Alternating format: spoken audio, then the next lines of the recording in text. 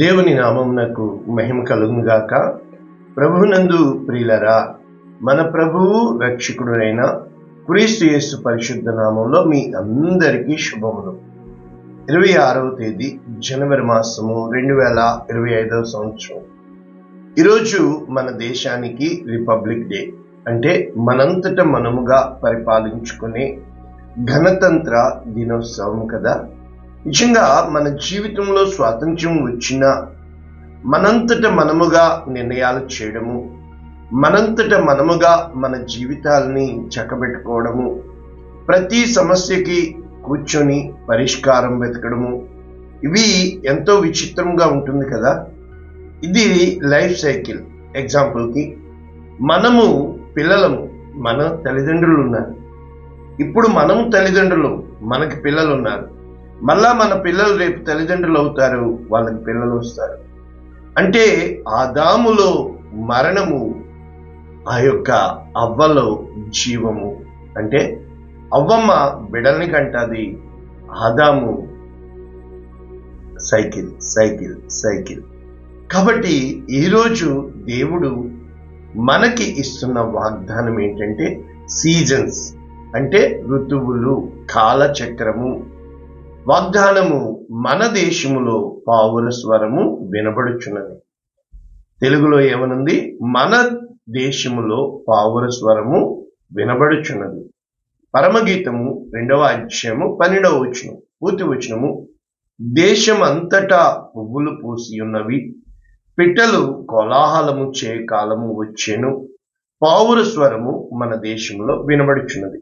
3 పాయింట్లు ఇక్కడ ఉన్నాయి. మొదటిది, దేశమంతటా పువ్వులు పూసి ఉన్నవి. నెంబర్ 2, పిట్టలు కోలాహలము చేయు కాలము వచ్చెను. నెంబర్ 3, పావుల స్వరము మన దేశంలో వినబడుచున్నది. అంటే ఇక్కడ ఏదో చాలా మంచి వాతావరణాన్ని, ఒక ఋతు చక్రాన్ని, ఒక కాలాన్ని సూచిస్తుంది కదా. ఎందుకు మనము పదే పదే ఇంగ్లీష్లోకి వెళ్ళాలి, రూట్లోకి వెళ్ళాలి అనేది మీకు అర్థమయ్యేటట్టు నేను చూపిస్తున్నాను. సాంగ్ ఆఫ్ సాలమన్ అంటారు ఇంగ్లీష్లో, సాంగ్ ఆఫ్ సాంగ్స్ అని కూడా అంటారు. అంటే ఏంటంటే రాజులకు రాజు, రాజు, అదే విధముగా అధిపతులకు అధిపతి, అదే విధముగా ఛాంపియన్స్ ఛాంపియన్. ఇక్కడ గీతాలకే గీతము పరమగీతము అన్న భావముతో చాలా మంది ఈ పరమగీతాన్ని, ఈ ప్రేమ గీతాన్ని మనకు తెలిసిన దానితో వింటా ఉంటాం. జాగ్రత్తగా గమనించండి. మనము ఆల్రెడీ ఒకటి మనసులో ఉంటుంది కనుక దాన్ని బట్టి అంచనా వేస్తూ ఉంటాం ఎదుటి వాళ్ళని, కానీ మనం వింటుంది కానీ చూస్తుంది కానీ అలా కాకూడదు. ఇది దైవ గ్రంథం. ఏం చెప్పడానికి ప్రయత్నిస్తున్నారు?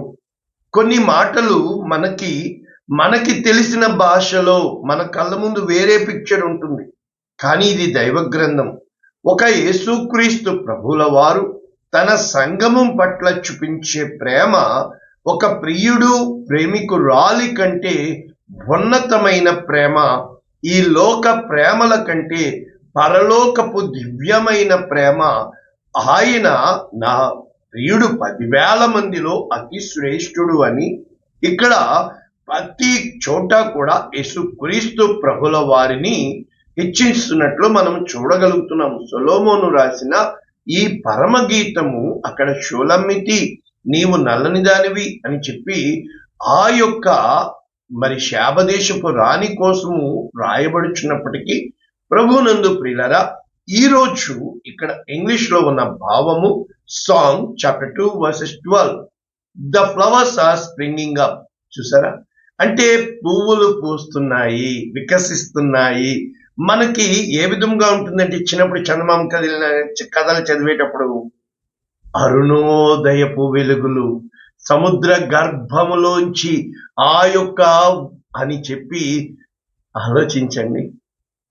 మరి ఏ విధముగా పక్షుల కోలాహలము, ఏ విధముగా పువ్వులు వికసిస్తూ, అంటే నిజంగా పల్లెలో ఉన్న వాతావరణము, ఆ సాయంకాలం అయినప్పటికీ అవన్నీ గూటికి వెళ్ళడము, ఉదయకాలమున అవి లేసి కుక్కు కుక్కు కుక్కు కుక్కు మండము, వసంతకాలం వచ్చిన వెంటనే మామిడి చెట్టు మీదకి వచ్చి కూ కూ అనడం, ఆ యొక్క ఆ మధుర అనుభూతి ఇక్కడ మేము కోయట్లో ఉన్నాం, ఎక్కడ వినబడతాయి?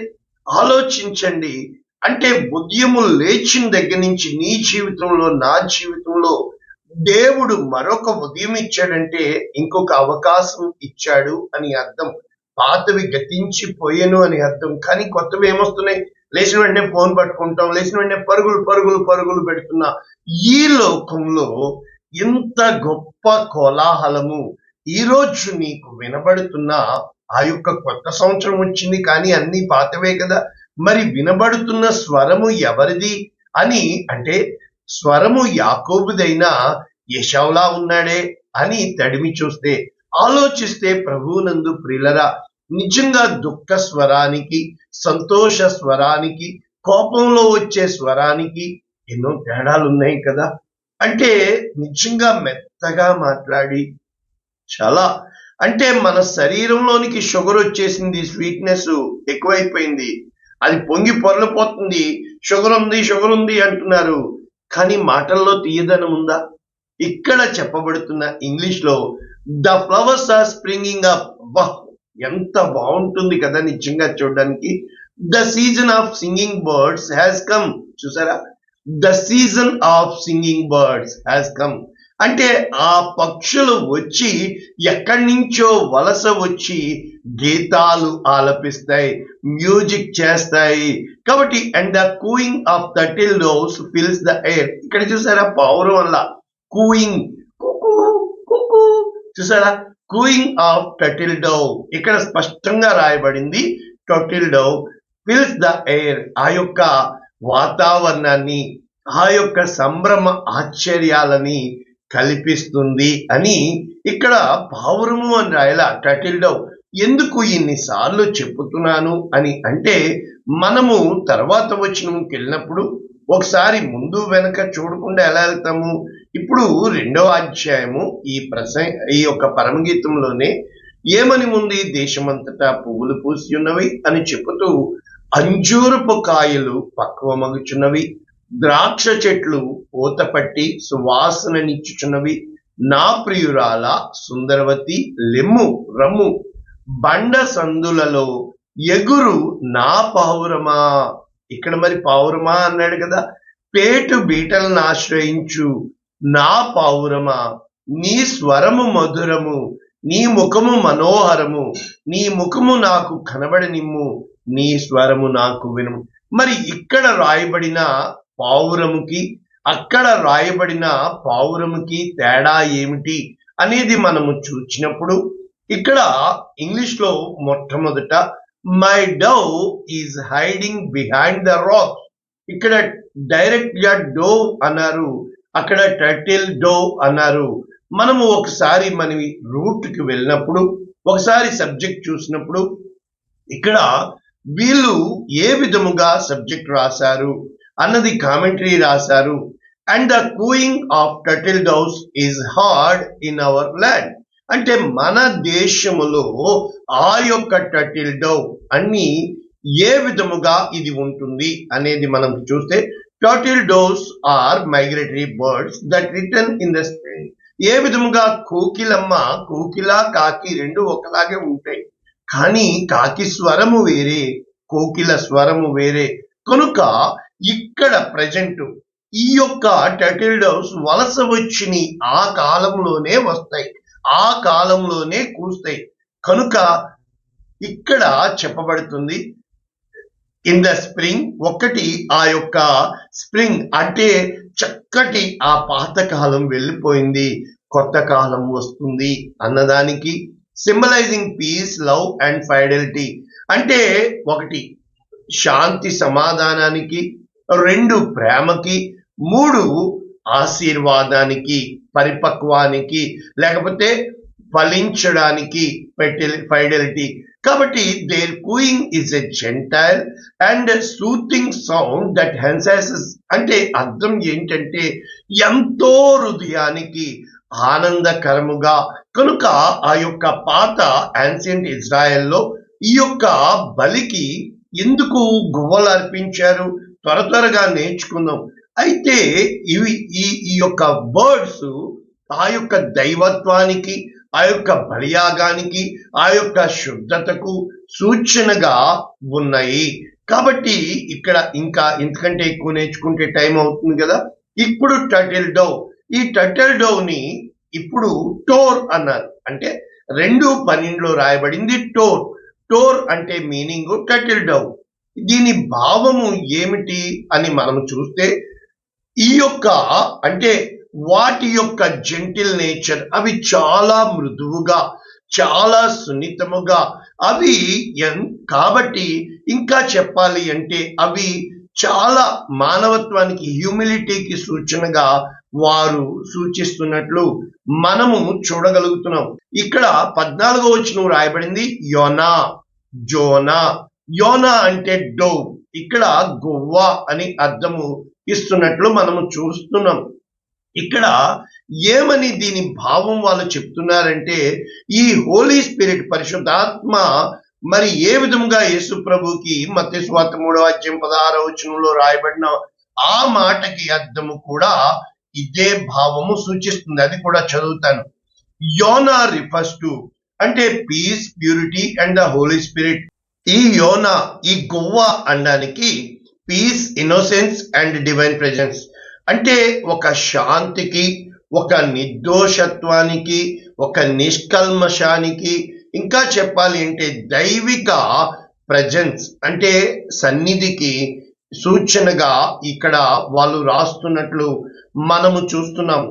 ఇంకా ముందుకు వెళ్తే ప్రభువునందు ప్రియులారా, మరి మత్తయి సువార్త 3:16లో రాయబడిన డోవ్, ఆ యొక్క గ్రీకు పదము దీన్ని వచ్చి వీళ్ళు పెరిస్టేరా అంటే భావము ఏమిటంటే, ప్రభునందు ప్రియులారా, ఈ యొక్క ప్రేమకి సూచన, హత్తుకోవడానికి సూచన, నా ప్రియురాలా, నా పావురమా అని చెప్పి సూచనగా ఉన్నట్లు ఇక్కడ ఈయన నా ప్రియ కుమారుడు, ఈయన యందు నేను ఆనందించుచున్నాను. కనుక ఇంత వాక్యము ఇక్కడ ఉన్నట్లు మనం చూడగలుగుతున్నాం. అయితే ఇప్పుడు వాక్యపు లోతుల్లోనికి మనం వెళ్ళిపోతే ఇక్కడ జరుగుతున్న కార్యము ఏమిటి అని మనం చూసినప్పుడు, ఆ యొక్క పాత దినములలో ఆ యొక్క దేశం ఏమైపోయింది? నిర్జనముగాను, పాడుగాను, అన్ని ఎడారిగాను. మన జీవితంలో కూడా ఈ కాలాల గుండా మనము వెళ్ళవలసిన అవసరము ఏర్పడుతుంది. అందుకే 2వ అధ్యాయము 11వ వచనం, నా ప్రియురాలా సుందరవతి లెమ్ము రమ్ము, చలికాలము గడిచిపోయెను, వర్షకాలము తీరిపోయెను, వర్షమిక రాదు.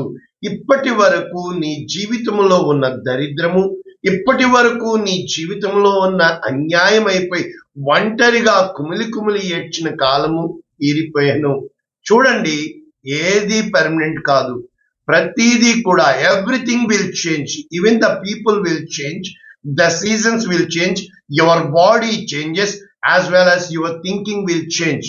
కాబట్టి ఎప్పుడైతే నువ్వు ఇది గమనిస్తావో, మొట్టమొదట ఎక్కడ ప్రారంభించబడింది ఈ గువ్వ కోసము అని మనము చూస్తే, ప్రభునందు ప్రియులరా, ఆదికాండము 8వ అధ్యాయము 6వ వచనంలో 40 దినములైన తర్వాత నోవాహు తాను చేసిన కిటికీ తీసి ఒక కాకిని వెలుపలికి విడిచెను. కాకి ఇటు అటు తిరుగుచూ ఉండిపోయింది. అయితే మళ్ళా కొన్నాళ్ళకి నీళ్ల మీద నుండి ఆ యొక్క నీళ్లు తగ్గినయో లేవో చూచుటకు తన యొద్ద నుండి నల్ల పావురము బయటికి విడిచాడు. అంటే ఆ యొక్క పక్షులు, పావురాలు దేనికి సూచనగా ఉంది? మనకి వర్తమానము తెచ్చేవిగా. మనకి తెలుసు కదా, సినిమాల్లో ఏంటి మొత్తము ఆ రోజుల్లో పోస్ట్ మ్యాన్లు ఎవరు? పక్షులే కదా. మరి ఇక్కడ ఆదికాండము 8వ అధ్యాయము 9వ వచనం, భూమి అంతటి మీద నీళ్లు ఉన్నందున తన అరకాలు నిలుపుటకు స్థలము దొరకలేదు కనుక ఈ యొక్క నల్ల పావురము వెనక్కి వచ్చింది. ఇక్కడ డోవ్ అని రాశారు. కనుక మరలా కొన్నాళ్ళకి ఆ యొక్క నల్ల పావురమును విడిచిపెట్టినప్పుడు ఏం జరిగింది? ప్రభువునందు ప్రియులరా, ఆ యొక్క పావురము సాయంకాలమున అది తిరిగి వచ్చి ఒలీవ చెట్టు ఆకు తీసుకొచ్చిందండి. వర్తమానం తెలిసిందండి. దీన్ని బట్టి నోవాహుకి ఏమొచ్చింది? తెలియపరచబడింది, నీళ్లు ఇంకిపోయినవి అని చెప్పి. అక్కడ స్పష్టంగా 13వ వచనంలో 601వ సంవత్సరము మొదటి నెల తొలి దినమున నీళ్లు భూమి మీద నుండి ఇంకిపోయెను. కనుక నోవాహు వయసు రాయబడుతుంది. ఒకసారి కౌంట్ చేసినప్పుడు ఇంచుమించు సంవత్సరం పాటు దేవుడు నోవాహుని ఉగ్రత తీరే వరకు ఆ యొక్క ఓడలో బంధించి దేవుడు ద్వారం మూసాడు.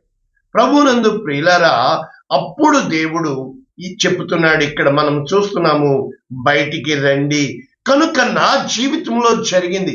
నేను ఎప్పుడూ కూడా మీ జీవితంలో కూడా దేవుడే సామర్థ్యము కలిగిన వాడు. కాబట్టి దేవుడు ఇక్కడ అతనికి చెప్తున్నాడు. 17వ వచనం మనం చూసినప్పుడు, పక్షులు, పశువులు, భూమి మీద ప్రాకు ప్రతి జాతి పురుగులు మొదలైన సమస్త శరీరులతో నీతో కూడా బయటికి రా. కాబట్టి మీరు తిరిగి అభివృద్ధి పొందాలి అని చెప్పుతూ, ఎప్పుడైతే ఇక్కడ నోవాహు బలిపీఠము కట్టి బలి అర్పించాడో, ఏమిచ్చాడో చూసారా? పవిత్ర పశువులన్నిటిలోనూ, పవిత్ర పక్షులన్నిటిలోనూ బలిపీఠం మీద దహన బలి అర్పించాడు. అప్పుడు దేవుడు సువాసనను ఆఘ్రానించి నరులను బట్టి భూమిని శపించును. వారి ఆలోచన కేవలము చెడ్డది. నువ్వు దేవునికి దగ్గర అవ్వాలంటే నీ ఆలోచనలే నీవు సరిచూసుకోవాలి. కనుక దేవుడు ఏమి చెప్తున్నాడు ఇక్కడ? భూమి నిలిచి ఉన్న అంతవరకు వెదకాలము, కోతకాలము, శీత ఉష్ణములు, వేసవి శీతకాలములు, రాత్రి పగళ్ళు. కనుక సీజన్స్ ఇప్పుడు చెప్పాడు. ఇప్పుడు చూశారు కదా, ప్రూనింగ్ అన్నారు, జామీర్ అన్నారు. అంటే కోలాహలము, అంటే దుఃఖమునకు సమయం కలదు. ప్రసంగి 3 చదివితే మీకు అర్థమైపోతుంది. హత్తుకోవడానికి సమయం కలదు, దేశించుటకు సమయము కలదు, పడిపోవటానికి సమయము కలదు. కనుక ఇంకా చూస్తే ఆదికాండము 15వ అధ్యాయం 6వ వచనం, ఇక్కడ అబ్రహాము నాకు పెడల్ని ఇవ్వలేదని ఏడుస్తుంటే బడి తీసుకొచ్చి ఆకాశ నక్షత్రములలో ఉంటాయంటే, అబ్రహాము యెహోవాను నమ్మెను, అది అతనికి నీతిగా ఎంచబడెను. కనుక ఈ పట్టణమును నీవు స్వతంత్రించుకుంటావు, ఈ ద్వేషమును నీవు స్వతంత్రించుకుంటావు అంటే, అప్పుడు నాకు ఎలా తెలుస్తుందంటే, అప్పుడు దేవుడు చెప్తున్నాడు, 3 ఏండ్ల పెయ్యను, మేకను, 3 ఏండ్ల పొట్టేళ్లను, 1 తెల్ల గువ్వను, చూసారా, పావుర పిల్లను. కనుక పక్షుల్లో గువ్వ, పావురము, ఇవి 2 దేవునికి ఇష్టమైన బర్డ్స్ గా మనం ఇక్కడ చూస్తున్నాం. వాటిని అబ్రహాము బలిపీఠం మీద పెట్టినట్లు, అక్కడ నోవాహు చేసినట్లు చూస్తున్నాం. ఇంకా లేవియ కాండం అంతా కూడా చూసినప్పుడు 5వ అధ్యాయం 7వ వచనం, ఇంకా మిగిలిన చదివితే సమయం సరిపోదు. గొర్రె పిల్లను తీసుకుని రాకపోయిన ఎడల, అంటే అందరి దగ్గర అంత డబ్బులు ఉండవు కదా, గొర్రె పిల్లలు ఉండవు కదా, కనుక పక్షులని, అంటే అపరాధము నిమిత్తము 2 తెల్ల గువ్వలే కాని, 2 పావురపు పిల్లలే కాని. కాబట్టి చూసారా, అంటే పేదవాళ్ళకి నేస్తము అని. మరి యేసు ప్రభు వారు ఏం తెచ్చారు? లోకాసు వార్త 2వ అధ్యాయం 21వ వచనం, ఆ శిశువుకు సున్నతి చేయవలసిన 8వ దినము వచ్చినప్పుడు. కాబట్టి యేసు అను పేరు పెట్టుటకు, శుద్ధి చేసుకున్నటకు, మోషే ధర్మశాస్త్రము ప్రకారము ప్రతి తొలిచూలు మగపిల్ల దేవునికి ప్రతిష్ఠింపబడుటకు ప్రభువు ధర్మశాస్త్రమునందు చెప్పబడినట్లు గొవ్వల జతనైనను 2 పావుర పిల్ల, వీళ్ళు పేదవారు కనుక ఇవి తీసుకుని వచ్చారు, యేసు ప్రభుల వారు తీసుకుని వచ్చారు. మీకు అర్థమవుతుంది. ఇక మనము చూచినప్పుడు యోవేలు గ్రంథము నిండా ఈ యొక్క ఏ విధముగా దేవుని కార్యాలు, గొంగలి పురుగులు విడిచిన దానిని మిడతలు తినివేసి ఉన్నవి, మిడతలు విడిచిన దానిని పసరు పురుగులు తినివేసి ఉన్నవి, పసరు పురుగులు విడిచిన దాన్ని చీడ పురుగులు తినివేసి ఉన్నాయి.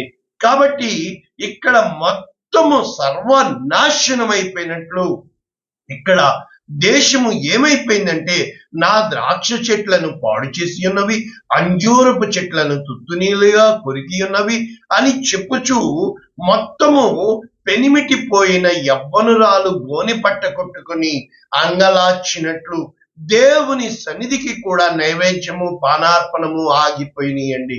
పొలము పాడైపోయిన, భూమి అంగలార్చుచున్నది, ధాన్యము నశించెను, క్రొత్త ద్రాక్షారసము లేకపోయెను. ఈ విధముగా భూమి మీద పైరు చెడిపోయెను, గోధుమ కర్రలు.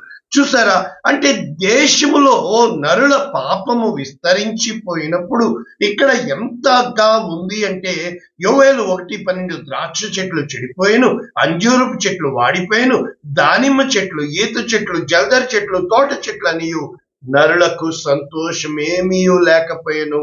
కాబట్టి నువ్వు గోనె పట్ట కట్టుకుని అంగలార్చాలి. నా జీవితంలో నేను అనుభవపూర్వకంగా వచ్చాను. దేవుడు స్పష్టంగా ఇప్పుడు వాక్యం చెప్పు, ఇప్పుడు నీవు కార్యం చేయని నాతో చెప్పాడు. ఇప్పుడు ద్వారాలు తెరిచాను, నేను నీ దగ్గరికి తీసుకొస్తున్నానని దేవుని వాక్యము నా జీవితంలో సాక్ష్యం ఉంది, అన్ను దినము సాక్ష్యం ఉంది. కాబట్టి ఆ భయంకరమైన దినము దేవుని యొద్ద నుండే యుద్ధ దినము. నేను చెప్తున్న ప్రతి వాక్యము నా జీవిత సాక్ష్యం. కనుక విత్తనము మంటి పెండల కింద కుళ్ళిపోవచ్చున్నది, పైరు మాడిపోయింది, ధాన్యపు కొట్లు వాడిపోయాను, మేత లేక బహుగా పశువులు మూలుగుచున్నవి అని చెప్పుతూ ప్రభునందు ప్రియులరా ఎంతగా ఎంతగా నదులు ఎండిపోక ఎంత భయంకరమైన దినము అంటే ఈ ఉగ్రత దినము.